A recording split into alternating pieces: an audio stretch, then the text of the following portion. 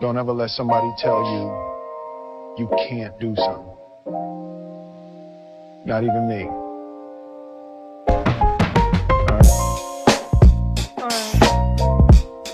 Yeah, ano ang buhay? Yeah, yeah. Ano nga ba ang buhay para sa'yo? Yeah. May gusto lang akong sabihin. Yeah. Yeah, yeah. Yeah, yeah, yeah. Ano ang buhay?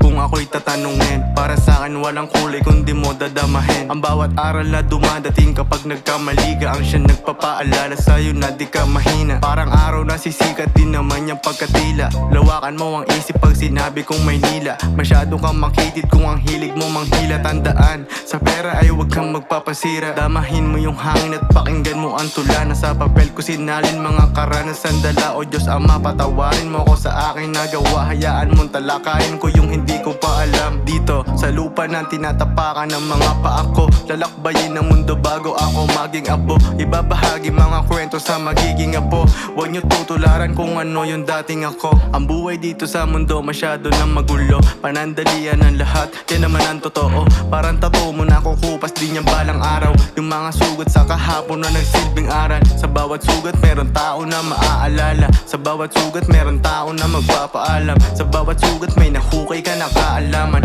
Ang mga sugat ang patunay na ikay lumaban. Hanapin mo kung saan ka ba masaya. Ang buhay ay parang sugal, yan lang ang ating taya.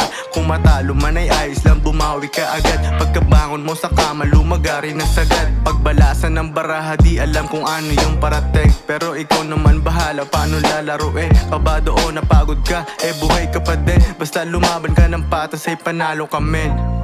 Parang blanco na papel, may sarili kang kwento kung ano gusto mong maging. Pwede ka mapunit sa patong-patong na sakit, minsan nalulugit. Kasama yan ng mga kapit, mga gusto mong bagay, damit at magkabahay. Mamahaling kotse sa Europa ay tumambay. Pag ikay nagkaanak, maging mabuting tatay. Sa paggawa mo ng mali, huwag ka dyan masanay.